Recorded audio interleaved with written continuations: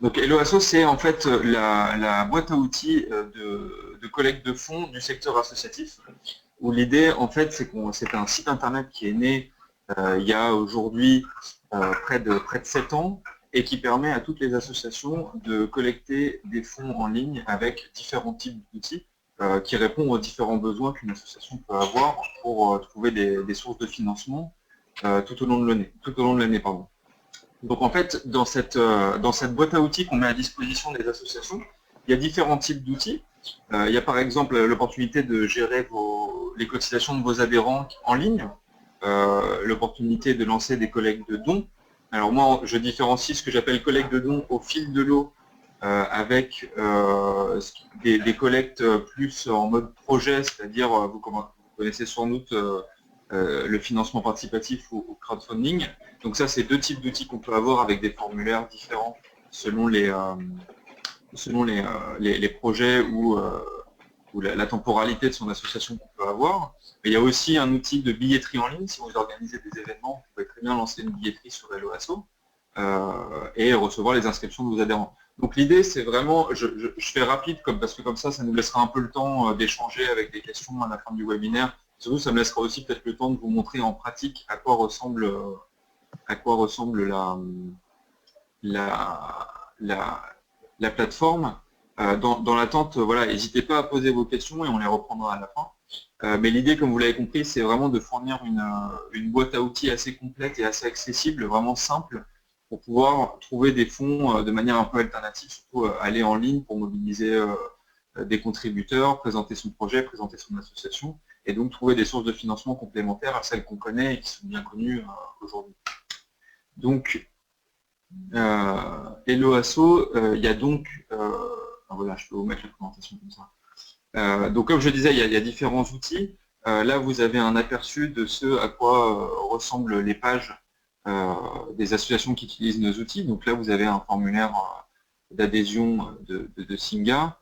Et vous avez aussi ce que je disais là, tout à l'heure, l'outil crowdfunding, où là, on retrouve vraiment les spécificités propres au financement participatif. J'y reviendrai tout à l'heure, je ferai un petit focus sur le B.A.B.A. ou les bonnes pratiques du crowdfunding. Comme vous le voyez, là, vous avez un objectif de collecte chiffré avec le montant que vous avez atteint grâce à vos contributeurs, le nombre de personnes que vous avez réussi à mobiliser autour de votre collecte, autour de votre projet, le nombre de jours restants. Et en fait, l'idée, c'est que pour chaque outil que vous utilisez, vous avez une page sur Helloasso que vous pouvez entièrement éditer en présentant les actions de votre association, le projet en particulier, l'événement si c'est un événement, le pourquoi du comment adhérer à votre association s'il s'agit d'un formulaire d'adhésion. Et donc voilà, donc là c'est l'outil crowdfunding. Donc vous avez aussi les formulaires de paiement de dons. Donc là c'est un formulaire tout ce qu'il y a de plus simple et accessible où il s'agit de configurer sa grille de dons avec les dons que vous voulez. Donc ça peut être 10, 20, 30, 40 euros. Si vous êtes une très grosse association, ça peut être 100, 200, 300 euros. Donc c'est entièrement éditable. Et ça se fait évidemment par paiement par carte sécurisé. Vous avez là un exemple de billetterie. Donc là, c'est un événement sportif. Et donc là aussi, l'opportunité de moduler évidemment le formulaire d'inscription avec les différents billets, s'il y a différents billets à éditer. L'opportunité de mettre le lieu de l'événement, la date, comme vous le voyez, toutes les informations nécessaires pour l'internaute ou pour les gens que vous allez toucher pour qu'ils puissent s'inscrire le plus simplement possible à votre événement. Donc très important, tous les formulaires Helloasso sont directement exportables sur votre site internet de manière très simple. C'est-à-dire que vous n'êtes pas dans l'obligation de rediriger vos potentiels contributeurs vers le site Helloasso, mais vous pouvez très bien leur dire rendez-vous sur mon site et juste au préalable, vous aurez pris le code source, ce qu'on appelle le code HTML du formulaire, vous l'aurez copié-collé dans votre site internet et donc vous aurez le formulaire de paiement directement sur votre site. Et les contributeurs pourront directement venir sur votre site sans avoir à passer par Helloasso et pourtant les fonds seront collectés via notre plateforme. Là vous avez l'outil collecte, ce qu'on appelle la collecte par un tiers, c'est-à-dire la capacité c'est l'opportunité pour une association de mobiliser des particuliers pour qu'eux aillent collecter des fonds au profit de l'association mais en leur nom. Ça se fait beaucoup dans les événements sportifs, ce qu'on appelle notamment le dossard solidaire, que vous devez sans doute connaître sur les courses, mais ça se fait aussi pour des mariages, pour des anniversaires et même pour des enterrements. Voilà, donc je poursuis la présentation d'Eloasso vraiment en insistant sur le fait que l'idée est vraiment de fournir une solution la plus complète possible pour vous, les associations, pour que vous puissiez collecter des fonds de manière très simple et très efficace en ligne.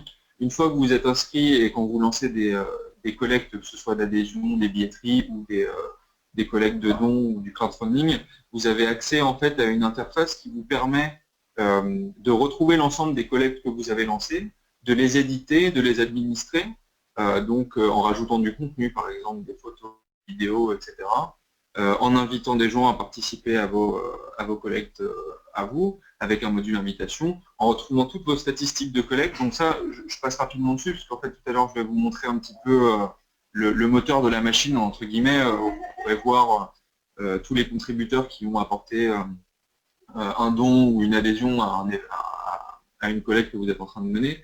Donc voilà, l'idée, vous avez aussi l'opportunité d'émettre automatiquement des reçus fiscaux que vous aurez paramétrés si vous êtes habilité à le faire, ce qui est une épine du pied enlevée au trésorier ou au responsable de l'association, parce qu'on sait que c'est très chronophage de faire des reçus fiscaux. Là, vous le paramétrez si vous êtes d'intérêt général, et ensuite, à chaque fois qu'une personne vous fait un don, elle a son reçu fiscal directement par mail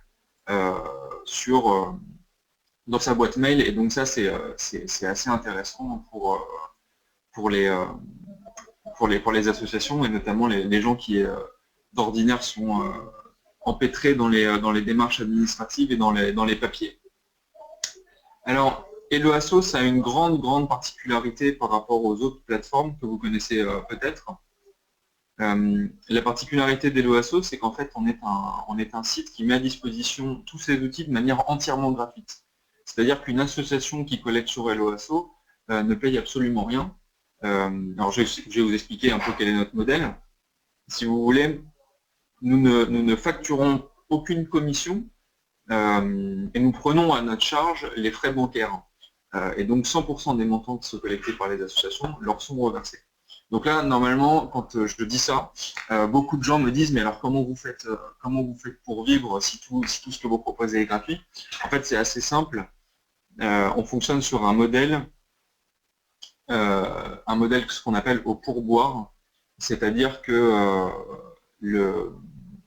l'internaute, quand il vient faire un don, une adhésion, une inscription à une billetterie sur Eloasso, il a l'opportunité, en plus de son adhésion, de son inscription à une billetterie, de laisser un petit pourboire au site, de manière tout à fait volontaire et optionnelle. Il le fait ou il ne le fait pas, d'ailleurs, c'est vraiment... on a tous les types de cas de figure. Et en fait, c'est grâce à ces pourboires des comptes de vos contributeurs que nous, on peut continuer l'aventure Eloasso, et que surtout, on peut continuer à vous proposer des outils intégralement gratuits. Donc en fait, vous voyez, c'est vraiment un modèle très participatif et très co-construit, entre guillemets, entre vous, les associations qui utilisez nos outils, nous qui avons l'opportunité de vous les mettre à disposition de manière intégralement gratuite, grâce aux contributeurs qui nous laissent un pourboire et nous permettent de prolonger l'aventure. Voilà pour le modèle. Et donc, si on doit parler de quelques chiffres et de là où on est l'OASO aujourd'hui, je vous disais tout à l'heure qu'on est né il y a environ 7 ans. Aujourd'hui, il y a plus de 15 000 associations qui collectent sur le site et qui ont collecté au début du mois d'avril plus de 20 millions d'euros depuis la création du site internet. Et grâce à 350 000 contributeurs, dont 300 000 reviennent chaque mois sur le site pour adhérer, faire un don aux associations qu'ils affectionnent particulièrement.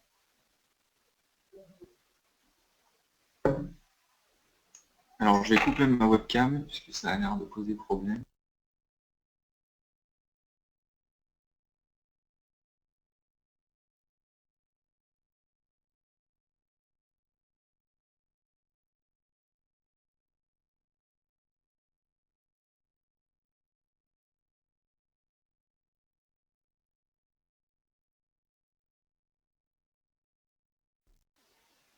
Est-ce que vous m'entendez maintenant? Oui, je pense que c'est bon, j'avais juste désactivé le son. Donc je vous propose, voilà, ça c'était pour la partie site internet, où en fait là je suis revenu brièvement sur les outils, mais je voulais vraiment vous montrer ça de manière assez rapide, puisque je pense que l'objet du webinaire c'est vraiment aussi d'approfondir un peu les thématiques pour bien financer vos projets associatifs, et comme le titre du webinaire l'indique, vraiment booster vos collectes en ligne. Ce qu'il faut juste savoir sur Hello Asso, c'est qu'il y a une dimension évidemment d'accompagnement. Les 15 000 associations qui sont inscrites sur le site, vous vous en doutez, elles nous contactent régulièrement, soit pour avoir des informations sur les bonnes pratiques, soit parce qu'elles veulent un conseil pour leur page association, etc., etc. Et donc on a une équipe chez Hello Asso qui est dédiée à accompagner au mieux toutes les associations qui utilisent le site internet. Et donc ça se fait par un suivi par téléphone, évidemment, une assistance qui est par email. Il y a tout un tas de ressources en ligne que les associations peuvent consulter à tout moment. Et on organise chaque semaine des petits webinaires sur la prise en main spécifique des outils qui sont intéressants pour les associations, notamment qui viennent d'arriver sur le site et qui souhaiteraient bien comprendre comment Hello Asso marche. Et nous avons lancé il y a 2 semaines un programme de formation dédié aux associations et surtout aux acteurs du territoire qui les accompagnent, la Hello Asso Academy, qui est en fait le premier programme de formation en ligne qui va vous permettre de monter en compétence vraiment sur les sujets du financement participatif, de la collecte en ligne et de la mobilisation sur Internet. Donc très rapidement sur ce programme-là, comme je vous le disais, il s'adresse notamment aux acteurs du territoire qui vous accompagnent au quotidien, que vous connaissez, les maisons des associations, les grandes fédérations, les points d'appui à la vie associative, etc. etc. Mais on sait, puisqu'en fait on le voit au quotidien pour les associations qui nous partagent leurs problématiques, on sait qu'il y a une vraie appétence de votre part pour acquérir le savoir-faire sur les sujets qui sont développés pendant cette formation-là. Et donc l'idée c'est de faire monter en compétence les acteurs du territoire qui vous accompagnent, mais aussi de vous ouvrir la porte, évidemment, vers cette formation-là, pour que vous puissiez la suivre en ligne, et que vous puissiez aussi avoir les connaissances nécessaires pour maîtriser au mieux la collecte de fonds sur Internet. Donc comment ça se passe? Très simplement, en gros, vous vous inscrivez sur academy.helloasso.com et il y a 9 sessions qui reviennent sur l'ensemble des fondamentaux de la collecte en ligne, c'est-à-dire le financement participatif, c'est-à-dire comment pérenniser ces soutiens tout au long de l'année, comment utiliser les outils du numérique pour aller toucher de nouvelles personnes ou collecter des fonds, etc. Donc il y a un panel très large de sujets qui sont abordés à travers ces 9 sessions. C'est de la vidéo et de l'écrit, puisque vous pouvez aussi télécharger un PDF en support de ces sessions vidéo. Vous verrez des membres de l'équipe qui vous donnent leurs meilleurs conseils, qui vous donnent leurs bonnes pratiques, basées sur ce que nous, on entend au quotidien avec les associations qu'on accompagne. Et évidemment, cette formation, comme tous les outils Hello Asso, elle est intégralement gratuite et elle est ouverte à tous. Donc vous pouvez vous inscrire dès maintenant, suivre le programme de formation et devenir un expert Hello Asso, c'est-à-dire vraiment en passant l'examen final, vous devenez un expert Hello Asso, c'est-à-dire un spécialiste des sujets de la collecte de fonds sur Internet, de la mobilisation et de la communication en ligne, mais aussi du financement participatif. Et une fois que vous devenez expert, vous rentrez dans une communauté que nous, on va alimenter avec du contenu pour tenir au courant des nouvelles du secteur, des derniers outils numériques importants pour les associations, des dernières études, de bonnes pratiques, de bons conseils, etc. Vraiment une vraie communauté partout sur le territoire pour continuer à être expert de ces sujets-là. Alors voilà pour la présentation de Hello Asso. Volontairement, j'ai été assez rapide. C'est parce que je veux vraiment qu'à la fin du webinaire, on puisse échanger avec les questions. Je suis sûr que vous en aurez quelques-unes. Donc n'hésitez pas à les poster, on y reviendra après. Là, je souhaite vraiment, c'est ce qu'on s'était dit avec Claire, qui pourrait être intéressant pour vous, pour ce petit atelier, se concentrer sur l'aspect sans doute le plus connu aujourd'hui de la collecte de fonds sur Internet, qui est en fait le financement participatif. On en entend beaucoup parler. Les derniers chiffres qu'on va voir dans un instant montrent que les associations s'en saisissent de plus en plus. Donc vous avez une vraie opportunité, vous, responsables associatifs ou membres d'une association, d'aller sur ce terrain-là pour trouver des sources de financement grâce aux outils qu'Internet propose aujourd'hui. Donc le financement participatif, qu'est-ce que c'est? Concrètement, il s'agit de mobiliser la foule pour financer un projet. Vous avez un projet, vous mobilisez des contributeurs qui vous apportent leur soutien financier pour que vous puissiez réaliser ce projet-là. Donc c'est très simple, mais c'est une définition sur laquelle il faut revenir pour poser les bases. Ce qu'il faut aussi savoir, c'est que c'est quelque chose qui n'est pas nouveau. La méthode a changé puisqu'Internet apporte son lot d'innovation et surtout d'outils qui permettent d'aller plus vite, d'être plus instantané et d'aller vers plus de simplicité. Mais en fait, le financement participatif, c'est quelque chose de très ancien. À titre d'exemple, le socle de la Statue de la Liberté, si vous ne le savez pas, a été financé grâce à ce qu'on pourrait appeler du financement participatif, sauf qu'à l'époque, ça ne s'appelait pas crowdfunding, ça s'appelait souscription publique. Et donc en fait, c'est les Français qui ont financé de leur poche, par appel de la puissance publique, le socle de la Statue de la Liberté pour l'offrir à nos amis américains. Et donc nous, chez LEASO, on est convaincus, et c'est la raison pour laquelle on met à disposition des outils de financement participatif aux associations, que le secteur associatif a dans son ADN les gènes du financement participatif ou crowdfunding, dans le sens où les associations mobilisent déjà des personnes autour d'elles. Elles les mobilisent en tant qu'adhérents, en tant que donateurs pour un projet en particulier ou au fil de l'eau, mais aussi elle les fédère autour de soi, elle fédère notamment les bénéficiaires et les différents membres qu'elle peut avoir. Donc cette dimension communautaire et participative, le secteur associatif l'a déjà, et ce qui explique aujourd'hui pourquoi il se saisit avec succès du financement participatif ou du crowdfunding. Ce qu'a apporté Internet dans cette petite, dans la révolution en fait que le numérique a fait du financement participatif, c'est plus d'informations, c'est une meilleure communication, c'est beaucoup plus aussi de proximité avec les gens. Il est aujourd'hui beaucoup plus facile de contacter les gens et d'entretenir une relation, même si elle est avant tout basée sur Internet. C'est possible d'échanger des idées et de monter des projets ensemble en utilisant les outils numériques. Il y a aussi plus d'implication. Il y a la valorisation, quelque chose de très important sur lequel je reviendrai tout à l'heure, le sentiment d'être valorisé en apportant sa pierre à l'édifice d'un projet, c'est quelque chose de très important et qui est permis par Internet. Et la notion de partage, qui n'est pas nouvelle, qui n'est ni nouvelle pour les associations ni pour le secteur associatif en général, mais qui, avec l'ère numérique, prend tout son sens aussi, comme d'ailleurs on le voit avec différents outils, que ce soit LEASO ou d'autres. Donc quelques exemples de projets qui ont été financés par le financement participatif. Ce qu'il faut savoir, c'est qu'en fait ça couvre un champ très large, des domaines très variés. Donc vous pouvez avoir la musique. Grégoire, c'est l'artiste un petit peu emblématique, le premier à avoir utilisé le financement participatif pour faire naître un projet artistique. Je ne sais pas si vous vous rappelez, il a lancé sur un site qui s'appelle My Major Company un projet pour financer un album, et il a remercié notamment tous les contributeurs à ce projet-là avec une chanson qui de mémoire doit s'appeler « Toi plus moi plus nous ». Enfin bref, vous pourrez l'écouter si vous voulez, mais l'idée c'est que c'est une belle histoire, parce qu'en fait c'est une manière de remercier les gens qui ont permis la naissance de son projet grâce au financement participatif. Et vous avez aussi tout ce qui est technique avec les montres connectées, tout ce qui est culture un peu alternative avec des séries. Alors là c'est la série Noob qui a eu vraiment un énorme succès sur une plateforme de financement participatif assez récemment. Et donc je disais technologie avec par exemple l'impression 3D, etc.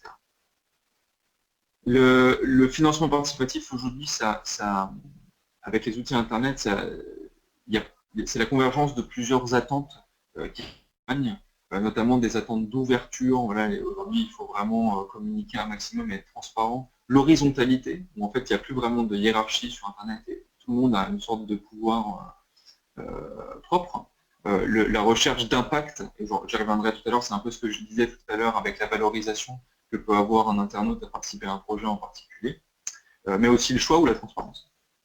Alors, si on regarde brièvement, puisque l'idée c'est pas forcément de faire un atelier spécifiquement sur le crowdfunding, mais voir comment les associations peuvent s'en servir, mais quelques nouvelles du secteur. Ce qu'il faut savoir aujourd'hui, c'est que le secteur du financement participatif est en plein boom, justement, notamment grâce aux plateformes Internet. d'où nous sommes partis. Il y a différentes formes de financement participatif qui peuvent exister. Vous avez par exemple ce qu'on appelle le don avec ou sans récompense. Donc au lieu de récompense, souvent sur les sites on parle de contrepartie, j'y reviendrai un petit peu tout à l'heure. Mais vous avez aussi, au-delà du don, c'est-à-dire vraiment un particulier qui donne à un porteur de projet pour un projet spécifique, vous avez aussi des logiques de prêt, où en fait là c'est c'est comme pour en fait une banque, il y a une logique avec un taux d'intérêt derrière et une rétribution pour la personne qui prête, mais aussi de ce qu'on appelle l'equity, c'est-à-dire de financer une entreprise qui est en train de naître.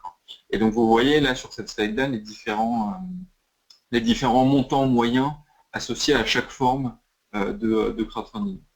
Donc comme je vous le disais, c'est un secteur qui est vraiment en plein boom, et en gros chaque année, les montants collectés qui sont en fait étudiés par Financement Participatif France, tous ces montants collectés-là doublent. Donc en 2014, c'était 152 millions d'euros. En 2015, c'est 296 millions d'euros, presque 300 millions qui auront été collectés à travers les sites de financement participatif. Il faut savoir qu'il y en a 160 en France, donc c'est une variété assez large. Et bien voilà, tous les porteurs de projets sur tous les sites de financement participatif en France ont réussi à collecter environ 300 millions d'euros en 2015. Et pour 2016, la tendance est la même, c'est-à-dire qu'on va sans doute aussi doubler ces chiffres-là. Alors ce qu'il faut savoir aujourd'hui, c'est qu'il y a près de 3 millions de Français qui ont déjà participé à un projet de financement participatif sur Internet, 2,7 millions pour être précis en 2015. Et je vous expliquais tout à l'heure qu'il y a différents types de financement participatif. Ce qu'il faut bien avoir en tête, c'est que dans 8 cas sur 10, les projets qui sont proposés au financement participatif sont des projets qui font appel aux dons. C'est-à-dire que ce ne sont pas des projets qui font appel à la montée en capital d'une entreprise ou au prêt. C'est vraiment du don avec ou sans contrepartie. Et le don reste une formidable vitrine pour l'ensemble des projets qui font appel au financement participatif. Et d'ailleurs, les exemples les plus connus restent aujourd'hui, tout à l'heure j'y revenais avec ceux que je vous ai présentés, c'est des projets qui faisaient appel aux dons et pas forcément au prêt ou à l'equity. Donc je vous disais précédemment que les associations tirent vraiment leur épingle du jeu de ce type de financement. Il faut savoir par exemple qu'il y a 2 ou 3 ans, il y avait moins d'un porteur de projet sur 5 qui faisait appel au financement participatif, qui était une association. Aujourd'hui, c'est 1 sur 3. C'est-à-dire qu'un tiers des porteurs de projets qui proposent un projet à financer sur une plateforme de financement participatif, en faisant appel aux dons, avec ou sans contrepartie, c'est une association. Et nous, on le voit tous les jours chez l'OASO, il y a de plus en plus d'associations qui rentrent dans cette logique de se dire que voilà, le numérique apporte des outils formidables pour communiquer, mais aussi du coup pour collecter des fonds et trouver des sources de financement complémentaires. Pourquoi pas s'en saisir et donc aller sur les sites qui permettent de s'en saisir avec les outils adaptés aux besoins des associations. Et ça, nous le voyons vraiment tous les jours chez l'OASO. Et donc, comme je vous le disais, il y a 1/3 des porteurs de projets aujourd'hui qui proposent des projets de financement participatif, qui sont des assos. Et ça, c'est quelque chose d'excellent, puisqu'en fait, ça va permettre de poursuivre la belle dynamique du secteur associatif, qui est quand même un poumon de la vie de la société civile française. En 2015, à titre d'exemple, les associations ont collecté plus de 21 millions d'euros sur les plateformes de financement participatif qui font en faisant appel aux dons. Donc c'est des montants qui sont très conséquents et ce que je précise vraiment, c'est que ça ne concerne pas que les grosses associations qui ont les moyens de dépêcher 2 personnes à temps plein pour animer ces pages-là. Ça concerne vraiment toutes les associations et ce que je disais, c'est l'expérience qu'on a chez l'OASO, c'est qu'en fait, même les petites et moyennes associations arrivent à se saisir de ces outils-là quand elles le font bien et ça leur fait gagner un temps sensible et non négligeable dans tout ce qui est collecte de fonds pour elles pour développer leur activité. Alors, après vous avoir présenté un petit peu un état des lieux entre guillemets du secteur et du financement participatif et de comment les associations se saisissent de de ces nouvelles sources de financement. Je trouve que ce qui est intéressant dans l'idée de faire un atelier avec vous, c'est de vous montrer un petit peu les questions à se poser. Si par exemple demain vous voulez lancer un projet, faire appel au financement participatif pour financer un projet en particulier, je vous propose de revenir sur quelques questions vraiment clés, quelques bonnes pratiques à avoir en tête avant de lancer votre projet, afin de bien le structurer et surtout que ça marche bien. Donc la première question à se poser, qui est la plus évidente, mais qui n'empêche est importante, c'est quel projet proposer au financement participatif. Alors l'expérience qu'on a chez LOASO, c'est que plus le projet est mobilisateur et plus il projette les potentiels contributeurs dans quelque chose d'innovant et de fédérateur, plus il va avoir un impact certain et plus il a de chances de marcher. Il faut que le projet, d'abord, soit un projet pérenne, c'est-à-dire qu'il faut garder en tête que quand un contributeur va venir vous apporter son soutien financier, il y a une logique qui est presque une logique d'investissement. Il veut avoir un impact, c'est ce que je disais tout à l'heure, avec l'effet impactant du numérique et la valorisation des internautes. La recherche d'impact, c'est aussi dans des projets qui, au bout d'1 an, auront toujours une certaine actualité. Donc l'internaute va venir pour financer quelque chose qui est pérenne. C'est aussi un projet séduisant, donc plus vous arrivez à rendre votre projet attrayant, plus il peut projeter le contributeur dans une vraie histoire que vous allez mener avec lui, plus vous avez de chances de mobiliser un grand nombre. Il faut aussi qu'il fédère une communauté autour de lui. Alors ça peut être une communauté sur une thématique donnée, mais surtout une communauté qui va être sensible soit à la cause que vous défendez, soit au projet que vous menez. Vous n'êtes pas obligé d'avoir une cause particulière. Toutes les associations ne sont pas des ONG qui ont vocation à faire des projets internationaux. Vous pouvez avoir un projet qui est local, qui va concerner une certaine communauté et qui n'a pas vocation à être international. Ça ne change rien en fait. Vous pouvez très bien fédérer des communautés locales, mais l'idée, c'est de vraiment savoir qui fédérer et comment les fédérer. Et là-dessus, on va y revenir. Et donc, je le disais tout à l'heure, un projet nouveau, original, alors tous les projets n'ont pas besoin d'être nouveaux ou originaux, mais si vous arrivez à trouver cette petite dimension qui va susciter l'attention et qui va permettre en fait de mobiliser au mieux, vous avez déjà fait un grand pas pour la proposition de votre projet au financement participatif. Alors, à quel moment lancer sa campagne? Alors ça, c'est une question qu'on a beaucoup chez LOASO. L'idée, je dirais, c'est de trouver un vrai équilibre entre pas trop en amont, puisque comme je disais à l'instant, les internautes cherchent aussi à avoir un vrai impact. Donc si vous faites financer un projet 1 an et demi avant la concrétisation du projet, l'internaute va se dire bon, alors il a mis beaucoup de temps pour mettre en place le projet, ça ne doit pas être sérieux, et en fait va se détourner peut-être de la collecte que vous allez mener, parce qu'il n'aura pas la dimension, il n'aura pas l'opportunité de se projeter tout de suite dans votre projet. Donc pas trop en amont, et en même temps, donnez-vous le temps de concrétiser le projet. C'est-à-dire que si vous lancez un événement dans 1 mois et que vous lancez le projet de collecte 2 semaines avant, vous allez avoir besoin de fonds pour louer une salle, pour ceci, pour cela. Il faut aussi prévoir un peu de trésorerie que peut vous amener le projet en financement participatif. Donc l'idée, c'est vraiment de trouver cet équilibre entre pas trop en amont et en même temps pas tout de suite coller au projet. Donc voilà, avoir cet équilibre en tête. Et ensuite, combien de temps doit durer votre campagne, votre collecte en tant que telle? Ben là, nous, c'est pas forcément propre à LOASO, c'est une règle qui est assez générale et qui est partagée par d'autres plateformes de financement participatif. On préconise entre 1 et 3 mois. Ce qu'il faut savoir, c'est qu'une campagne de financement participatif, c'est comme une course à pied. C'est-à-dire qu'il faut être le plus endurant possible parce qu'il va y avoir des contenus à produire, il va y avoir des relances à faire, il va y avoir de la communication à orchestrer, il va y avoir des gens à mobiliser. 1 mois, c'est très peu, et là, la course ressemble à un vrai sprint. Et vous allez devoir être dessus peut-être plus que ce qu'il est possible de faire. Donc 1 mois pour mobiliser une communauté et atteindre un objectif, c'est quelque chose qui est pas forcément évident. Au-delà de 3 mois, c'est trop long et ça devient un marathon. Et là, tout le monde risque de s'essouffler. En premier lieu, la personne qui va être en charge de la collecte au sein de votre association, au-delà, apporter des contenus, mobiliser, faire de la communication, etc. Au-delà de 3 mois, c'est quelque chose qui va être, ça va être compliqué de garder l'élan nécessaire pour mobiliser et fédérer le réseau que vous avez autour de votre collecte. Donc nous, c'est vraiment ce qu'on préconise entre 1 et 3 mois, selon évidemment l'objectif que vous visez, on va y revenir, mais selon aussi votre capacité à mobiliser un réseau en particulier.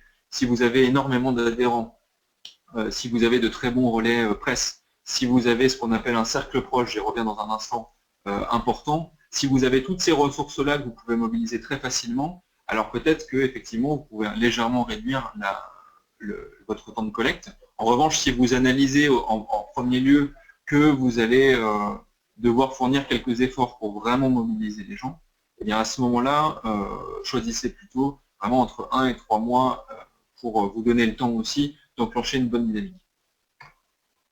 Alors, quelle plateforme choisir? Donc là, moi, je vous ai présenté tout à l'heure Hello Asso. Là, je pense que puisqu'on parle entre associations, ce qu'il faut savoir, c'est que nous, on est spécialisé dans les... il n'y a que les associations en fait qui collectent sur Hello Asso. On leur propose des outils qui ne sont que destinés à elles, puisqu'en fait adaptés complètement à leurs besoins. Ce qu'il faut savoir, c'est que comme je le disais tout à l'heure, il y a différents types de plateformes selon la nature du financement participatif, donc prêt, equity, don, mais aussi selon la nature des projets. Donc, sur Hello Asso, il y a tout type de projets, c'est-à-dire qu'il y a des projets sportifs, il y a des projets plutôt solidaires, culturels, il y a des projets qui vont toucher à la société, etc. Mais il y a des plateformes de financement participatif qui sont spécialisées sur un type de projet, par exemple un projet qui est forcément local, ou un projet, par exemple, qui fait forcément appel à l'agriculture biologique, ou j'en passe. Alors, il y a d'autres questions à se poser. Il y en a qui sont très importantes. J'en distingue 3. La première, c'est est-ce que les projets sont sélectionnés au préalable? C'est-à-dire, est-ce que vous avez besoin de vous faire valider votre projet par le site internet pour que ce projet-là de financement participatif soit en ligne? Il y a des sites qui le font. En fait, vous allez postuler, entre guillemets, vous allez remplir certains critères, voici mon projet, je l'explique, etc. Et quelqu'un dans l'équipe du site internet va évaluer son potentiel et vous dire oui, c'est bon, c'est parti, je le mets en ligne sur le site internet et vous pouvez commencer à collecter. Ou alors non, je pense que votre projet ne tient pas debout, il y a quelque chose à corriger, etc. Et donc à ce moment-là, il vous faut retravailler le projet pour le reproposer. Ce qu'il faut savoir là-dessus, c'est que chez Hello Asso, il n'y a aucune sélection de projet. C'est-à-dire que vous venez, vous vous inscrivez, vous lancez votre collecte, peu importe si c'est de l'adhésion, de la billetterie, du don, du financement participatif, elle est lancée et nous, on ne sélectionne rien au préalable.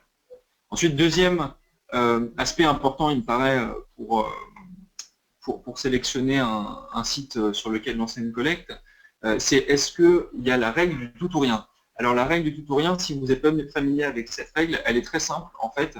C'est vous définissez un objectif financier. Par exemple, mon association a besoin de 4 000 €. Je décide de le faire en 2 mois.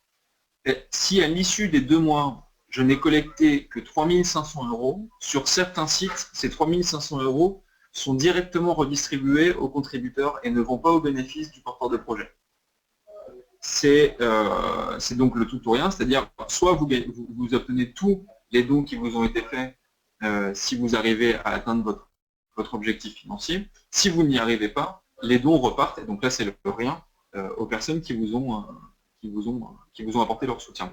Donc là aussi, Hello Asso ne pratique pas cette règle-là, où en fait l'idée c'est que parce qu'on s'adresse à un public associatif, on ne se permet pas de mettre en place cette logique dans le sens où c'est à la responsabilité de l'association d'expliquer si jamais elle n'a pas eu l'ensemble des fonds nécessaires qu'elle souhaitait collecter pour son projet, ce qu'elle va pouvoir réaliser, ce qu'elle ne va pas pouvoir réaliser, ou peut-être les solutions alternatives qu'elle aura identifiées pour pouvoir réaliser son projet à 100% bien qu'elle n'ait pas atteint son objectif. Donc nous, on ne pratique pas cette règle-là. Et en fait, chaque mois, les fonds que vous avez collectés sur le mois en cours vous sont reversés.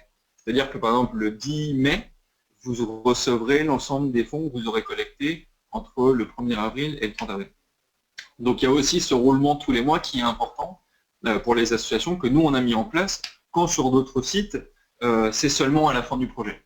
Donc tout à l'heure, je vous parlais de trésorerie pour mettre en place concrètement votre projet. Voilà, nous, c'est aussi un point qui nous paraît important et c'est la raison pour laquelle on a mis en place ce reversement tous les mois. Et enfin, la dernière chose à prendre en compte, c'est évidemment ce que va vous coûter, entre guillemets, le fait de faire votre collecte.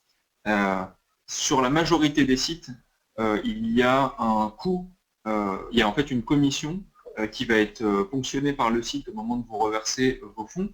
En règle générale, ça se situe aux alentours de 8 à 10%. Et en fait, le site répercute les frais bancaires qui sont appliqués à la transaction, mais aussi la commission, ce qui lui permet de vivre au quotidien.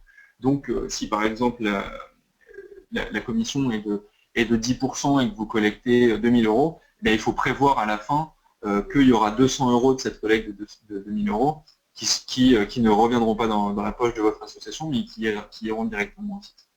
Là aussi, plus spécifiquement sur Helloasso, comme je vous le disais tout à l'heure, ça n'est pas le cas, puisqu'en fait 100% des sommes que vous collectez en tant qu'association vous sont reversées sans que nous, on obtienne un centime, si ce n'est, comme je le disais, et c'est la particularité de notre modèle et qui fait qu'en fait on est le seul site à être aujourd'hui intégralement gratuit, la particularité réside dans le pourboire que voudra bien laisser un contributeur s'il choisit de vouloir prolonger l'aventure Helloasso.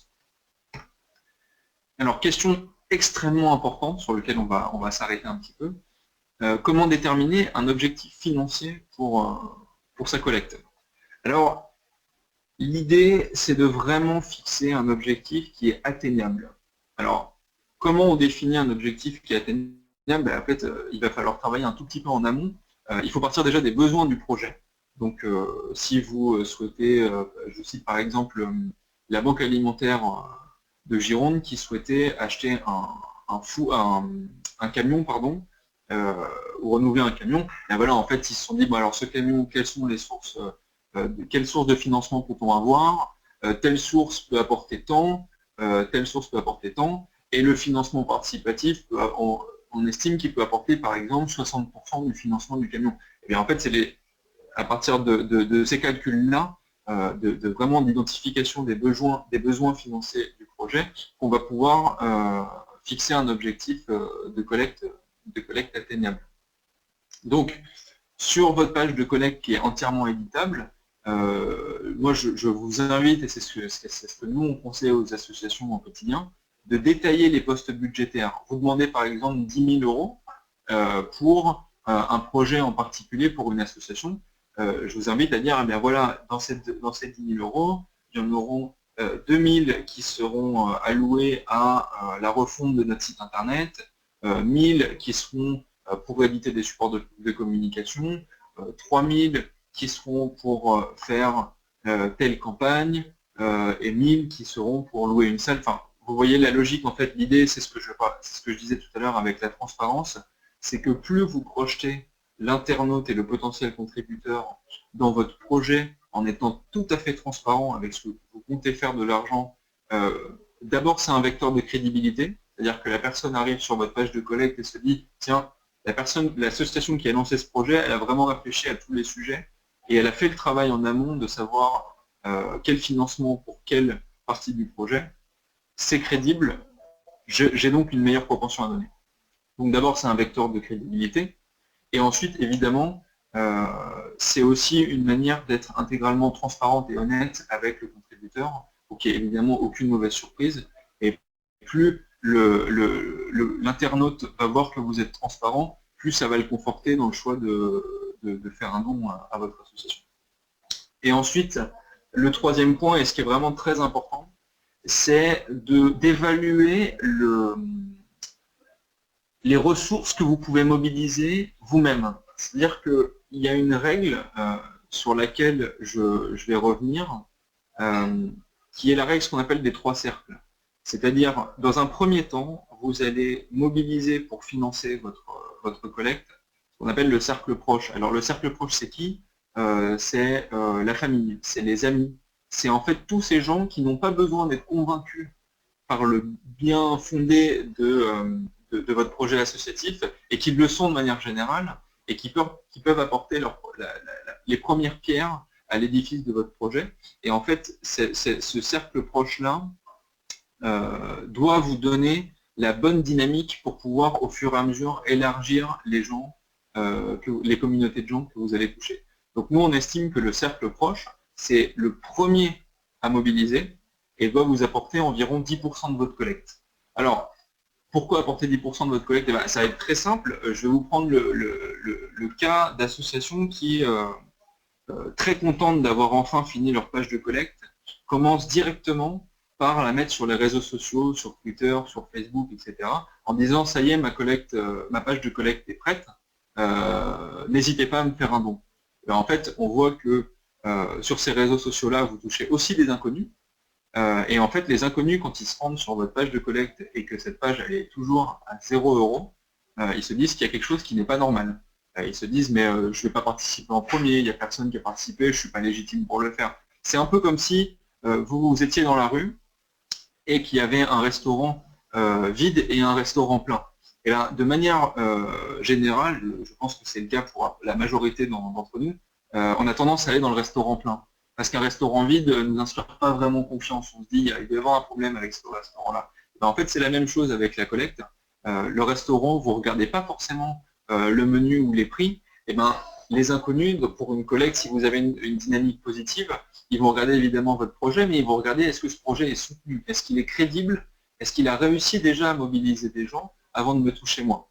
Et c'est là où en fait, il est important de toucher le cercle proche et de les mobiliser pour avoir cette dynamique positive. Donc vous allez d'abord mobiliser ce cercle proche-là, puis ensuite, quand vous aurez atteint environ 10% de votre objectif, vous allez mobiliser ce qu'on appelle un cercle élargi. Le cercle élargi, c'est par exemple les bénéficiaires de votre association.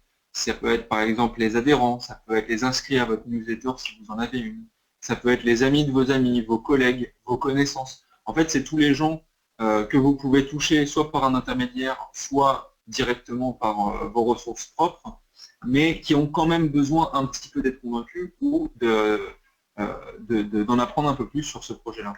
Et donc en fait, ce cercle élargi-là va vous permettre de prolonger cette dynamique positive dont je parlais et de passer de environ 10% à environ la moitié de votre objectif de collecte, 50%. Et à ce moment-là, quand vous atteignez les 50%, vous avez votre cercle proche et votre cercle élargi que vous pouvez continuer à mobiliser pour que notamment il partage la campagne avec son cercle proche et éloigné à lui. Et donc là, vous touchez de manière concentrée de plus en plus de personnes. Et vous, de votre côté, vous pouvez commencer à communiquer votre collecte et votre projet, ce qu'on appelle donc au grand public. Et c'est là, à ce moment-là, qu'il faut utiliser les réseaux sociaux pour toucher le public le plus large possible. C'est à ce moment-là que vous pouvez aller voir la presse, qu'elle soit locale, nationale ou thématique, pour parler de votre collègue, pour leur parler de votre projet. Et en fait, vous allez voir que plus vous avez de soutien initiaux à votre projet, plus il va y avoir de personnes qui vont croire dans ce projet-là et qui vont avoir envie, entre guillemets, d'être de la partie. C'est-à-dire, quelqu'un va arriver sur votre page que vous ne connaissez absolument pas et qui ne vous connaît absolument pas. Il va être évidemment séduit par votre projet, mais il va aussi voir qu'il y a plein de gens qui ont participé. Il va se dire, oh, ce projet c'est génial, il y a plein de gens qui y participent, je veux en être un. Et donc il va participer et vous apporter son soutien. Voilà. C'est en mobilisant de manière rythmée, concentrique, et surtout en y allant pas à pas et en mobilisant les bonnes personnes au bon moment, que vous pouvez vraiment viser à toucher une communauté la plus large possible à partir de la seconde moitié de votre campagne. Et donc là, à partir de là, même dépasser votre objectif, puisqu'en fait, vous avez l'opportunité, même si vous collectez 2000 €, vous pouvez très bien, in fine, collecter 3000 €, parce que ça aura été une vraie réussite. Voilà. Donc l'idée, pour fixer un objectif atteignable, si vous estimez que vous avez peu de ressources, c'est-à-dire un cercle proche assez restreint, et que ça va vous demander beaucoup d'efforts pour le mobiliser, à ce moment-là, peut-être revoyez votre objectif à la baisse. Il vaut mieux toujours dépasser un objectif, être à 120%, qu'être à 90% d'un objectif qui aurait été trop haut. C'est toujours mieux de le dépasser que de ne pas l'atteindre. Donc, faites ce travail en amont, vraiment, d'estimer ce que peut vous apporter votre cercle proche et votre cercle éloigné avant de fixer votre objectif de collecte. J'en parlais un petit peu, quelles sont les ressources pour mener ma campagne. Ce qu'il faut bien considérer, c'est qu'une campagne de financement participatif, c'est aussi une campagne de communication. C'est-à-dire que vous allez être amené, et c'est d'ailleurs ce qui est très intéressant dans le fait d'utiliser le financement participatif, c'est que non seulement vous collectez des fonds, vous financez votre projet, mais aussi vous permettez de sensibiliser de nouvelles personnes à votre cause, à votre association, à vos actions, à vos activités. Donc il y a ce côté financement et il y a ce côté communication, et aucun des deux est évidemment à négliger. Donc une campagne de communication, là-dessus c'est pareil, je dirais qu'il faut faire un travail en amont de, vous savez, c'est le b.a.-ba de la communication, c'est quel message, pour quelle personne, à quel moment, par quel moyen. Vous n'allez pas toucher les journalistes si vous êtes amené à toucher des journalistes, de la même manière que vous toucheriez un proche, vous n'allez pas lui apporter le même message, vous n'allez sans doute pas le contacter de la même manière, donc il faut vraiment en amont se dire, bon ben voilà, à tel moment de la collecte, qui est-ce que je mobilise, qu'est-ce que je lui dis pour lui mobiliser, quel contenu je vais peut-être produire, pourquoi pas une vidéo, des contenus visuels. Nous on encourage énormément les associations à essayer de produire ce type de contenu-là, typiquement parce que c'est les contenus qui sont les plus agréables à regarder sur Internet, qui sont les plus agréables à partager et qui projettent le plus. C'est toujours plus simple de communiquer avec une photo ou une vidéo que de communiquer avec un texte de 30 lignes. Donc il faut vraiment faire ce travail en amont de quel contenu, ces contenus, qu'est-ce qu'ils disent, et ces contenus, quand est-ce que je les diffuse, comment je les diffuse, par quels moyens et à qui. Et donc, nous, on invite beaucoup les associations à faire ce petit travail en amont du projet, de par exemple faire un calendrier éditorial. Si vous avez un site internet, un compte Facebook, un compte Twitter, un compte Google+, LinkedIn et tout, vous pouvez très bien en amont, vous faites un tableau avec des dates, avec les différentes plateformes sur lesquelles vous souhaitez communiquer, et vous dites, voilà, alors tel jour je mets tel contenu, et puis quand j'atteins mon objectif, quand j'atteins 50% de mon objectif, je n'oublie pas de remercier mes premiers contributeurs, de les inviter à partager ma collecte sur Facebook, mais aussi par email. Donc vous voyez, l'idée, c'est vraiment en amont de faire, je dirais, deux types de travaux. Le premier, il se centre sur l'aspect financier de votre collecte, et donc c'est fixer un objectif atteignable, identifier au sein de votre association qui pourra apporter les ressources pour mobiliser les gens. C'est détailler le mieux votre projet sur votre page de collecte. C'est détailler les postes budgétaires. En fait, tout ce travail qui va projeter au mieux l'internaute sur le côté financier pour qu'il vous apporte son soutien, ça c'est le premier travail. Et le deuxième travail, c'est un travail qui est plus du ressort de la communication, où là vous allez, en amont du lancement de votre projet, identifier les outils que vous souhaitez utiliser. Alors est-ce que c'est les réseaux sociaux, est-ce que c'est l'email, est-ce que c'est autre chose, tous ces outils-là, comment vous allez les utiliser, comment vous allez de manière régulière apporter du contenu à votre campagne et lui donner un rythme avec des nouvelles photos, avec une vidéo, pourquoi pas faire l'interview d'un bénéficiaire quand vous avez atteint 50% qui explique pourquoi participer à cette collecte c'est important. Enfin vous voyez, tous ces types de contenus qui ne sont pas forcément difficiles à produire, mais qui sont très intéressants pour vos communautés et très mobilisants, entre guillemets, pour les gens qui pourraient vous apporter votre soutien, qui pourraient vous apporter leur soutien pour votre projet. Donc ces deux travaux-là, financiers et de communication, sont à faire en amont. Évidemment, comme je vous le disais en préambule, ils peuvent être faits en amont, et pour avoir les bonnes pratiques, l'idée c'est que vous pouvez suivre des ateliers, notamment sur LOASO, ou faire carrément la LOASO Academy, où là vous aurez le panorama très complet des outils, des bonnes pratiques, des conseils, etc. Et l'opportunité de faire tout ce travail-là. Et une fois que ce travail-là est fait, vous avez beaucoup de chances de bien réussir votre collecte. La vraie idée reçue, puisqu'en fait j'arrive à la fin de ma petite présentation et on va passer à la partie pratique sur le comment se saisir de l'outil. Moi, il y a des idées reçues que je m'amuse un petit peu à combattre au quotidien. La première, ce que je vous disais, c'est par exemple de créer sa page de collecte et de tout de suite envoyer sur les réseaux sociaux avec l'idée que tout le monde va participer. Bon, ça par exemple, dans la réalité, ça ne marche pas. Parce que je vous disais, il faut marcher il faut y aller de manière rythmée, par cercle, pas à pas, pour mobiliser vos communautés comme ça. Une autre idée reçue, par exemple, c'est je crée ma page de collecte, je ne touche à rien, et les gens vont venir apporter leur soutien financier sans que j'ai besoin de mobiliser personne. Bon, bah là non plus, ça ne se vérifie pas dans la pratique comme vous pouvez vous en douter, dans le sens où malheureusement tous les internautes du monde ne se renseignent pas sur ah bah aujourd'hui quelle campagne je vais pouvoir à quelle campagne je vais pouvoir apporter mon soutien, ah bah voilà celle-ci elle est intéressante, etc. Voilà. Ce qu'il faut c'est évidemment mobiliser les gens et, euh, et, euh, et surtout faire ce travail-là. Alors je vous propose peut-être avant de vous montrer brièvement l'outil, si vous avez des questions, on peut commencer à y répondre puisque j'ai été un petit peu long dans la présentation. Sont activés. Vous avez plusieurs manières de poser des questions. Je pense que certains d'entre vous ont bien vu le chat. Vous pouvez également lever la main pour prendre la parole pour ceux qui n'ont pas la possibilité d'écrire sur le chat. Donc n'hésitez pas, on vous donnera la main. Charlie, j'avais déjà retrouvé une ou deux questions à laquelle on peut répondre rapidement. La première, c'est sur les langues des LOASO.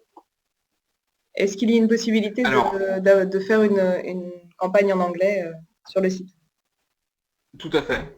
En fait, ce qu'il faut savoir sur LOASO, c'est que vous avez l'opportunité de rédiger votre page de collecte. J'aimerais juste peut-être vous montrer en 5 minutes quelles sont les étapes pour rédiger votre page de collecte. Et vous avez évidemment l'opportunité de la rédiger en français, en anglais, dans toutes les langues que vous voulez. Et vous avez tout intérêt à le faire. Par exemple, dans 2 langues, il y a beaucoup de projets, par exemple, qui vont mener des actions en Amérique du Sud, qui rédigent une partie de leur page de collecte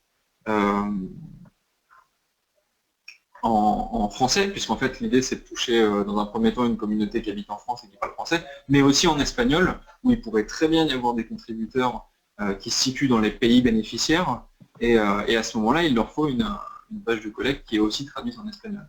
Et en fait tous les formulaires de dons, vous pouvez les paramétrer, et vous pouvez aussi indiquer le don, vous pouvez éditer le contenu des dons, donc vous pouvez l'écrire en français, mais vous pouvez aussi l'écrire en espagnol, en toutes les langues que vous voulez, et le mettre directement sur votre site internet, où là, en fait, si c'est déjà dans la langue concernée, il y aura problème.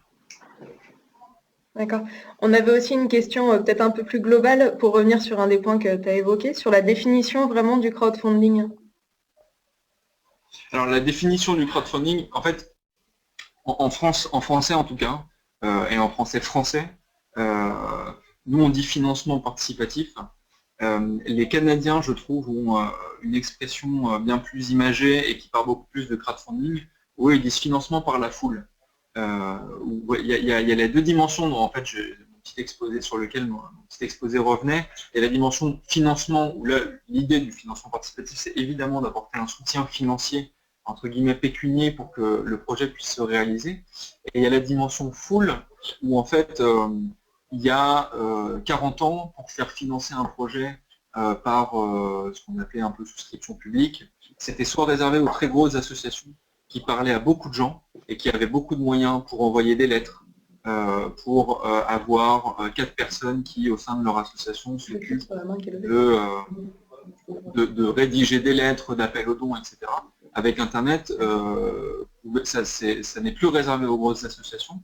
Vous pouvez aussi, en tant que petite ou moyenne association, toucher cette foule-là et donc la mobiliser pour apporter son financement à votre projet. Et ça, on le voit tous les jours, des petits projets qui arrivent à mobiliser des centaines de personnes des petites associations qui arrivent à mobiliser des centaines de personnes autour de leur projet. C'est pas du tout rare. Si tant est qu'on suit les bonnes pratiques que je vous ai exposées, notamment dans la gestion des cercles. Très bien. Je vais donner la parole à Marco Paoli qui a levé la main depuis un petit moment et qui avait une question. Marco, on vous écoute. Bien sûr. Bonjour Marco. Ah, Marco, on ne vous entend pas très bien. Bon, alors je suis désolée Marco, on n'entend pas du tout. Vous devez avoir un problème de micro. Du coup, je vais donner la main à Benoît Valenza qui lui aussi a levé la main. Oui, bonjour, vous m'entendez? Oui. Bonjour Benoît. Bonjour à tous. Petite question par rapport à ce que vous expliquez par rapport au cercle proche et au cercle élargi. Oui. Moi, mon idée, ça serait d'utiliser l'application Citrix que vous êtes en train de faire, c'est-à-dire le webinar, pour justement faire ce que vous êtes en train de faire, c'est-à-dire, dans un premier temps, expliquer le projet, on va dire, au cercle proche et un peu plus élargi, de cette façon-là, c'est-à-dire en projetant un diaporama, en faisant participer par chat, etc. Et après, favoriser l'application de Hello Asso. Est-ce que ça, c'est possible de bénéficier d'un outil comme le vôtre? Alors là, je vais peut-être répondre parce que par le programme ADB Solidatech, nous avons un partenariat avec Citrix qui du coup vous propose des tarifs très bas pour accéder aux services tous les services GoToMeeting, GoToWebinar, etc. qui pourraient vous être utiles. Sur la partie utilisation, je vais peut-être laisser Charlie répondre derrière. Sur la partie, pardon? Utilisation, la combinaison avec la plateforme d'Hello Asso. Alors moi, je vous encourage, et c'est un peu la raison pour laquelle on a fondé la Hello Asso Academy, c'est pour exposer aux associations et aux porteurs de projets tous les outils que le numérique leur met à disposition pour faire réussir leur projet. Alors c'est des outils de financement comme Hello Asso, mais c'est aussi des outils de communication, et j'encourage énormément à se saisir de tous les outils de communication possibles, que ce soit gratuit, payant, à tarif solidaire, et pour ça vous avez aussi des programmes comme ADB Solidatech qui vous accompagnent, et ça c'est formidable. Il y a plein d'outils sur le numérique qui vous permettent intelligemment, comme vous êtes en train de l'exposer Benoît, de toucher d'abord le cercle proche, puis le cercle éloigné, etc. Je trouve que c'est formidable de saisir de ces outils-là, parce qu'ils ont un vrai potentiel pour votre asso, donc moi je vous encourage absolument à faire le plan que vous disiez. D'accord. Un grand merci, comme ça je vais aller voir sur ADB et puis effectivement sur les outils d'Hello Asso. Merci beaucoup. Merci Benoît. Super. J'en profite Bonne journée, simplement pour redonner faire être la voix de Marco Paoli avec qui on avait du mal à discuter, qui demande s'il est possible d'organiser une campagne de souscription, c'est-à-dire une participation aux fonds propres avec ou sans droit de reprise. Alors, est-ce que je ne comprends pas très bien cette question? Ouais. Je pense que c'est pas une campagne de financement, mais peut-être plutôt de prêt sans intérêt.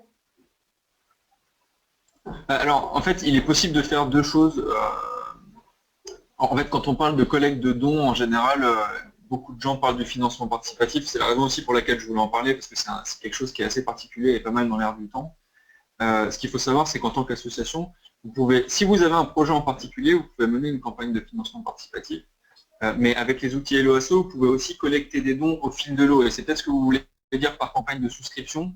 C'est-à-dire que il y a une vraie question que nous on a au quotidien avec les associations qu'on accompagne, c'est comment je peux pérenniser mes soutiens tout au long de l'année. Je n'ai pas forcément un projet en particulier, il me faut juste des gens qui m'apportent leur soutien financier pour pérenniser mes activités. En fait, avec le formulaire de dons Hello Asso, vous avez par exemple l'opportunité de le mettre directement sur votre site internet. Vous mettez un gros bouton faire un don et vous dites aux gens si vous êtes sensible à nos actions, faites un don, peu importe si vous avez un projet ou non. Et vous avez aussi l'opportunité de laisser aux internautes le choix de faire un don, ce qu'on appelle ponctuel ou mensuel. Et donc en fait le don mensuel, c'est que vous leur donnez l'opportunité de laisser un don qui chaque mois, c'est ce qu'on appelle un paiement par abonnement par carte bancaire. Chaque mois, ils font un don à votre association du montant qu'ils auront indiqué.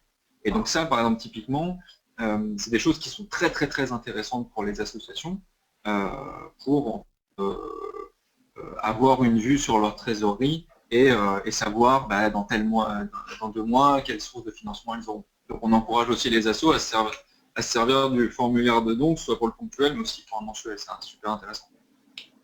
D'accord. Sur cette question de don, on a pas mal de questions de participants sur les reçus fiscaux, sur la périodicité à laquelle on a on peut envoyer les reçus fiscaux. Est-ce qu'on peut émettre des reçus fiscaux si on n'est pas d'intérêt général ni reconnu d'utilité publique? Voilà. Alors, disons qu'il y a une partie de la question qui est plutôt théorique ou juridique. Aujourd'hui, pour émettre un reçu fiscal qui donne lieu à une réduction fiscale pour un donateur, il vous faut être d'intérêt général ou d'utilité publique. Alors, être d'intérêt général, c'est une notion qui s'étudie sous plusieurs critères. Il y en a 3 en particulier. C'est la gestion des intéressés, c'est-à-dire est-ce que l'association gère ses activités sans avoir un but lucratif. Il y a Non, pardon, la gestion de l'intéressé, c'est qu'elle ne prend pas part, elle ne se rétribue pas sur la gestion de ces projets. Il y a l'activité sans but lucratif. Il ne faut pas que l'activité de votre association vienne concurrencer un secteur professionnel pour qu'elle soit d'intérêt général. Et enfin, le dernier critère, c'est il faut que votre association puisse bénéficier à un cercle de personnes qui n'est pas restreint. Donc par exemple, l'association des anciens élèves du lycée Gustave Monod, ça n'est pas une association d'intérêt général, puisqu'en fait, si on n'est pas un ancien élève du lycée Gustave Monod, on ne peut pas faire partie de cette association-là. Donc ça, c'est les 3 critères. Ensuite, en fait, libre à chacun d'étudier ses activités et son association du point de vue de ces 3 critères-là. Moi, ce que je vous recommande, c'est de faire ce qu'on appelle une demande de rescrit fiscal à la préfecture. En fait, à l'administration fiscale, vous lui adressez un courrier, c'est une démarche quand même relativement simple, et vous lui dites, voilà mon association, est-ce que je suis d'intérêt général? Alors, il y a trois cas. Le premier, c'est elle vous dit, oui, vous l'êtes, elle vous répond, vous êtes d'intérêt général, donc là, vous êtes d'intérêt général, il n'y a pas de problème, et vous pouvez donc et l'afficher et émettre des reçus fiscaux qui donnent lieu à une réduction fiscale pour les donateurs. Il y a un autre cas où elle vous dit, non, vous ne l'êtes pas, et à ce moment-là, il ne faut surtout pas émettre des reçus fiscaux pour vos donateurs, puisqu'en fait, si l'administration fiscale vous attrape, vous allez devoir payer une assez lourde amende, et notamment 25% de l'ensemble des montants qui auront été réduits fiscalement par vos donateurs. Donc ça peut aller très vite. Et il y a un troisième cas de figure où en fait elle ne vous répond pas dans les 6 mois. Et si l'administration ne vous répond pas dans les 6 mois, vous pouvez vous considérer comme d'intérêt général. D'accord. Voilà, donc les reçus fiscaux, ça c'est la partie théorique, juridique, je l'ai vu parce que je vois que je la retourne aussi. Et ce qu'il faut savoir, c'est que sur LOASO, si vous êtes d'intérêt général ou d'utilité publique, vous pouvez donc configurer dans votre espace les reçus fiscaux. Donc c'est-à-dire c'est vraiment vous voyez un peu à quoi va ressembler la pièce jointe dans l'email qu'on envoie. Vous mettez votre nom, le nom du président, vous téléchargez sa signature pour que ce soit signé, etc. Et en fait, vous pouvez même indiquer un code de comptabilité, comme ça, vous pouvez l'avoir en base de manière assez simple.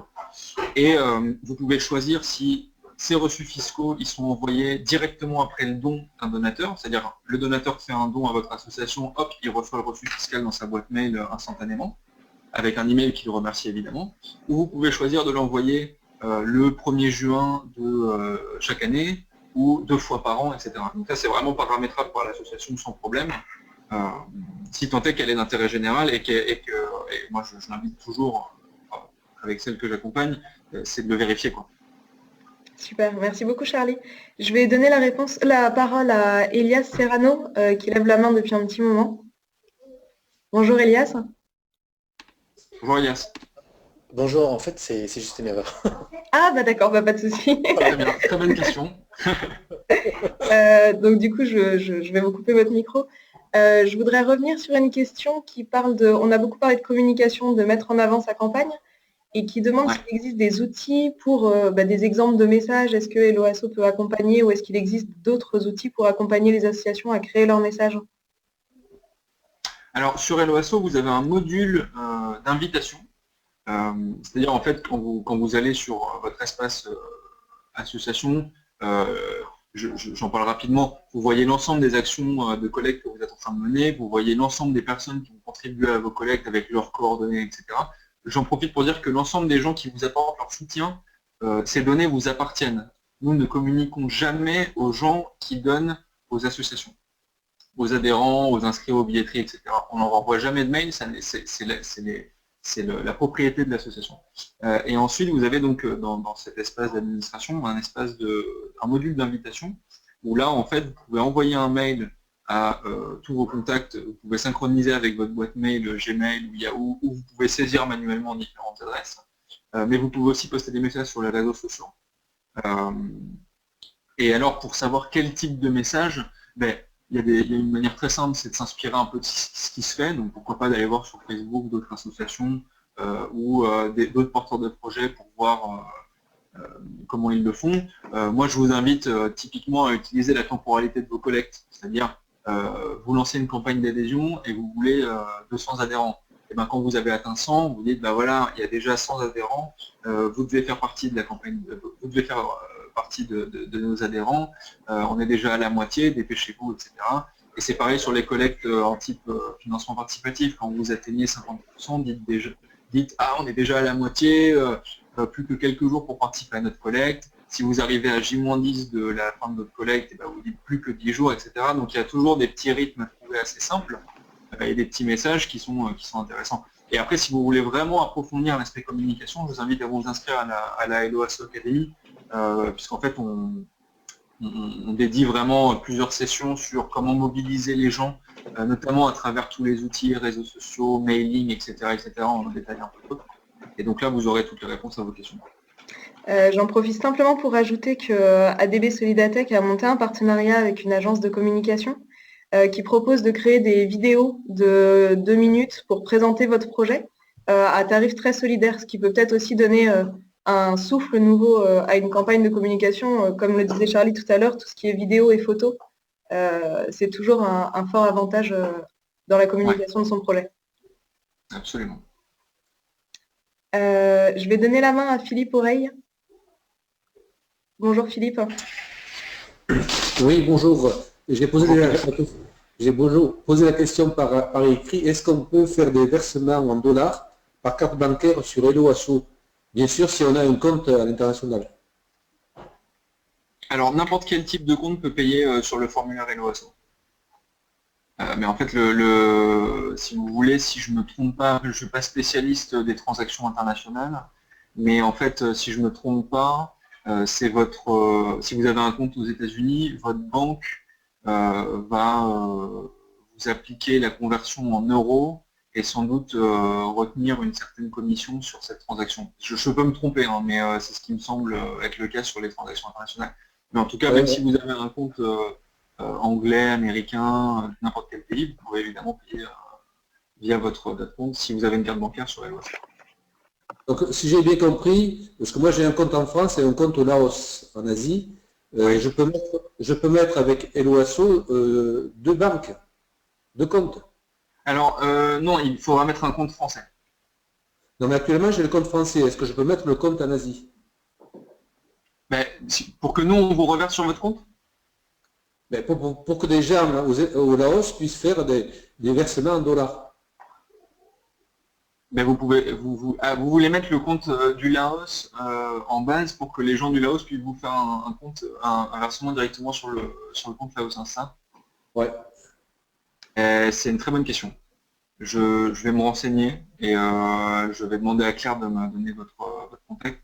À ma connaissance, je n'ai vu que des comptes français pour l'instant, parce qu'il y a aussi un enjeu pour nous qui est dans un premier temps déjà, on s'adresse aux associations françaises. Alors vous allez me dire, évidemment, il y a des associations françaises qui mènent des projets internationaux, mais pour l'instant, on est vraiment sur les associations françaises, et il me semble que on est plutôt limité à des comptes bancaires français pour un enjeu de vérification chez nous, parce qu'évidemment, vous vous doutez bien que si on ne regarde pas, enfin, on ne sélectionne pas les projets, en revanche, avant de reverser l'association, on vérifie évidemment que voilà, les pièces sont à jour, que c'est les bons statuts, que c'est le bon compte en banque, etc.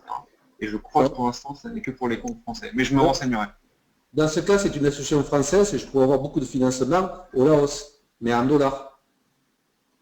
Ce que je vous propose, Monsieur Oreille, c'est simplement qu'on note votre question et on reviendra vers vous avec des éléments plus techniques par écrit. Voilà, ouais, je prendrai contact avec vous si vous voulez pour répondre spécifiquement à votre question. Merci Okay, beaucoup. merci. Simplement, je voulais revenir vers vous sur les histoires de communication et également de formation. Charlie vous a parlé de la Hello Asso Academy qui permet de vraiment travailler votre communication sur votre campagne de crowdfunding, qui sont des formations en ligne, qui sont des MOOC. Comme je vous en parlais au début de ce webinaire, on a mis en place une Solidatech avec ADB Solidatech qui propose également des formations mêlant en présentiel en Ile-de-France ou à Nantes. Donc voilà, pour les associations qui sont dans ces secteurs-là régionaux, n'hésitez pas à vous inscrire. Il y a aussi des formations sur aussi bien des outils de communication, de crowdfunding, d'emailing, de réseaux sociaux, mais également des formations un peu plus techniques sur les outils collaboratifs, etc. Donc voilà pour la partie formation.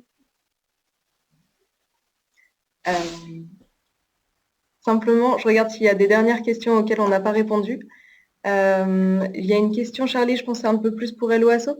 Est-ce qu'il est possible d'avoir une synchronisation automatique des données de vos donateurs vers la base de données de notre site internet? Alors là, en fait, ce que vous pouvez faire avec votre base de données sur Helloasso, c'est que vous pouvez l'exporter.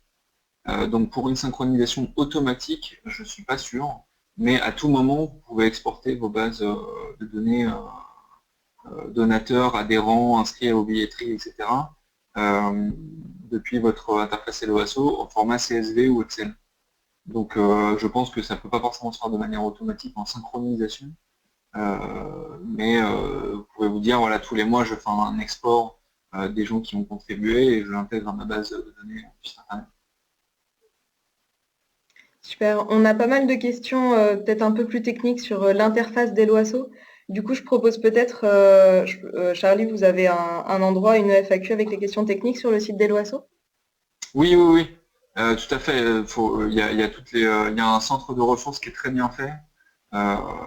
Et, et vous aurez toutes les réponses à vos questions en fait à travers ce centre. Super. Je regarde s'il y a des dernières mains levées. On a Abdel Sali qui voulait prendre la parole, à qui je laisse la parole. Oui, oui, bonjour Claire, bonjour.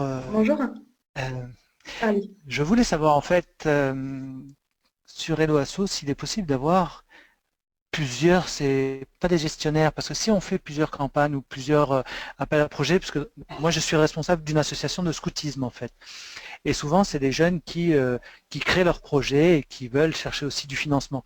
Est-ce qu'il est possible par exemple qu'un de ces jeunes puisse gérer sa campagne finalement à travers un seul compte, une seule interface de Helloasso? C'est-à-dire qu'on aurait un compte pour l'association et que cette personne-là puisse gérer finalement un projet en particulier, un autre jeune puisse gérer un autre projet, ce genre de choses. Alors absolument. En fait, je vais peut-être revenir sur trois choses. La première déjà, c'est qu'une personne en fait, on distingue l'internaute, la personne, et l'association.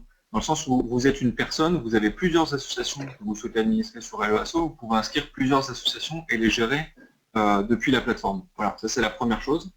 La deuxième, c'est que plusieurs personnes peuvent être administratrices d'une association. Il suffit juste que la personne qui a inscrit l'association aille dans les droits d'accès, dans l'espace d'administration, et dise voilà, telle adresse mail devient administrateur de telle collecte ou carrément de l'association. Et ensuite, pour répondre à votre question plus spécifiquement sur votre cas, c'est ce qu'en fait on appelle la collecte par un tiers. C'est-à-dire vous êtes une association, dans vos paramètres, vous indiquez que vous autorisez les internautes à collecter au profit de votre association, et donc chaque jeune de votre association de scoutisme peut se créer un compte sur Helloasso, lancer des collectes qui, in fine, arriveront directement sur le compte en banque de votre association. Donc en fait, vous voyez, il y a différentes manières de mobiliser les gens. La collecte par un tiers, moi je vous invite évidemment aussi à la prendre en compte, parce que c'est quelque chose qui marche très bien quand on a la chance d'avoir des gens motivés pour collecter au profit de son association. D'accord. Mais moi, c'était plus en profit, pas de l'asso, mais de leur projet. C'est-à-dire que là, vous avez parlé d'administrateurs de campagne. Ça, oui, ça peut être intéressant. Donc, s'ils créent leur campagne, ils peuvent gérer leur campagne, tout simplement. Pas celle d'un autre. D'accord. Tout à fait. Mais une fois que les fonds que vous collectez, vous souhaitez qu'ils soient versés sur le compte en banque de qui? Bah, en fait, chaque groupe a son compte en banque. Les comptes sont consolidés, mais chaque groupe a son compte en banque. À ce moment-là, je pense que le plus simple, c'est de reverser sur un seul compte en banque et après de refaire le dispatch vers les autres. D'accord. Mais évidemment, chaque porteur de projet peut avoir sa page de collecte et mobiliser indépendamment des autres. D'accord. Voilà. Merci. Merci Adèle. Charlie, je reviens vers toi parce qu'il y a des questions sur les dons et les emprunts. Est-ce que c'est possible de financer sur une même page de collecte ces deux formes de financement?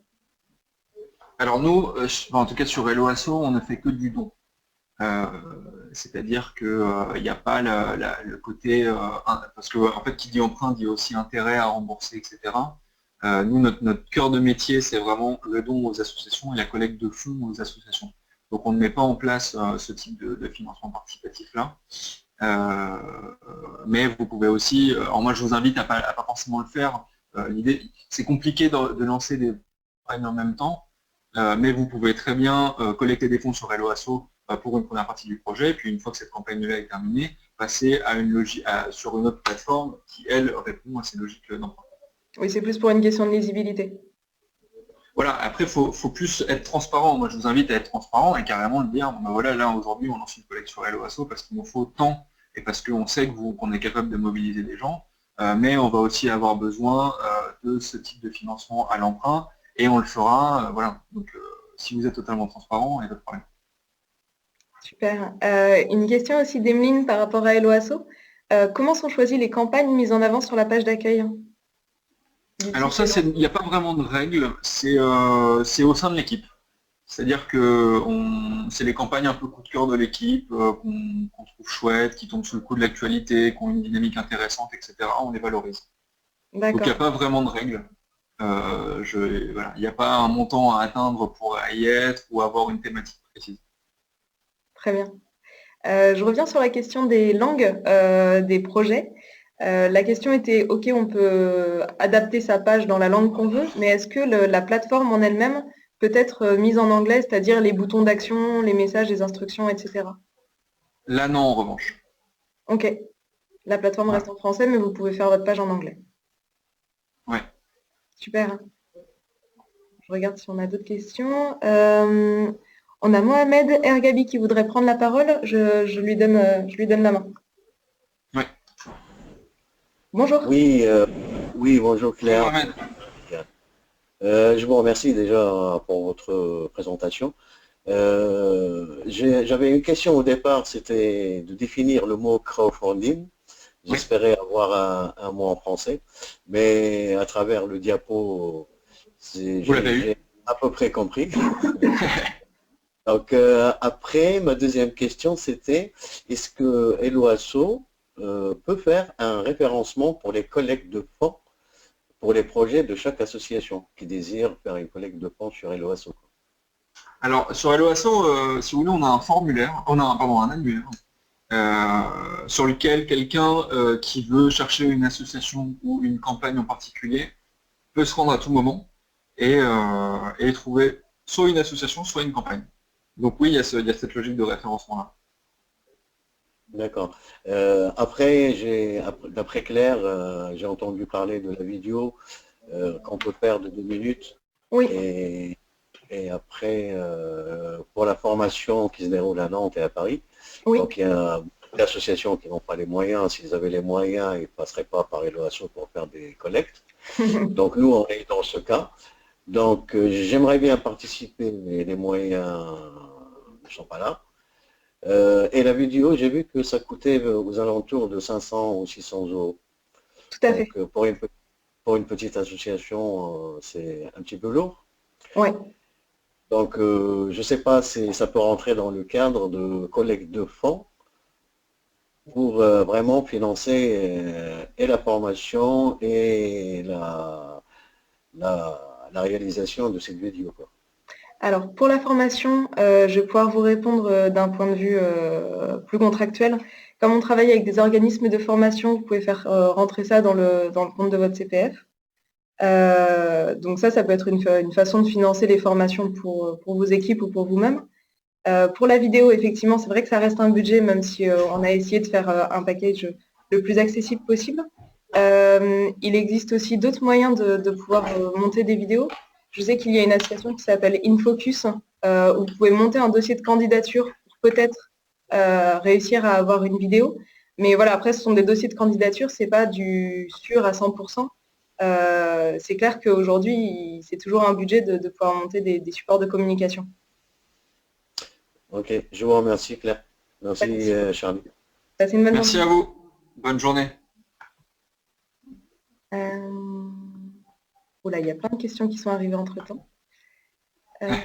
Pour les dons avec contrepartie, comment déterminer la valeur des contreparties pour rester d'intérêt général?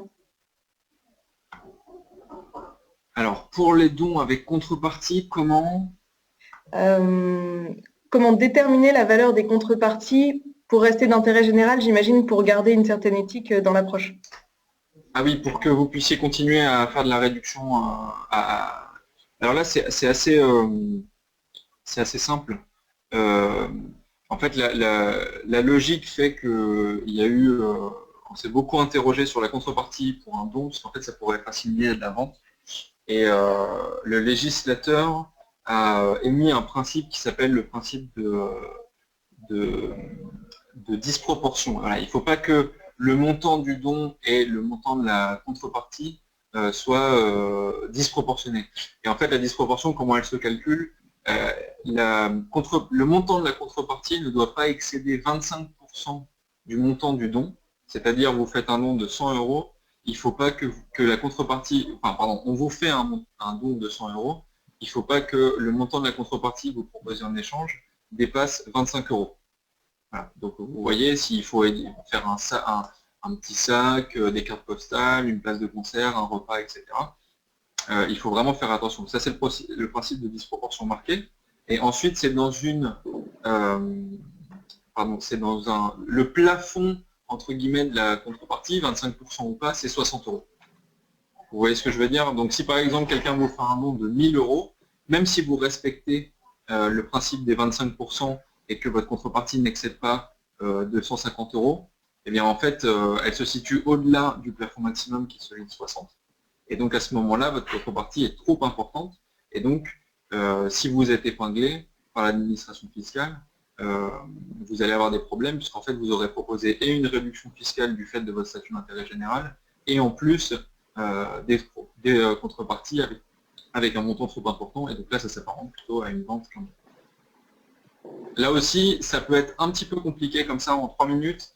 Dans la LOAS Academy, on y revient de long en large si vous voulez vraiment maîtriser tous ces fondamentaux juridiques et théoriques. Je vous invite à suivre le programme de formation. Super. Un grand merci. Donc ce que je vous propose peut-être, c'est qu'on renvoie aux différents participants le support pour qu'ils puissent reprendre les différents points, les quelques adresses dont on vous a parlé. Et puis on a bien noté les questions qui étaient un peu plus techniques des uns et des autres sur lesquelles on pourra revenir peut-être plus particulièrement. Absolument. Très bien. Un grand merci à tous. Merci à tous d'avoir participé. Bonne journée.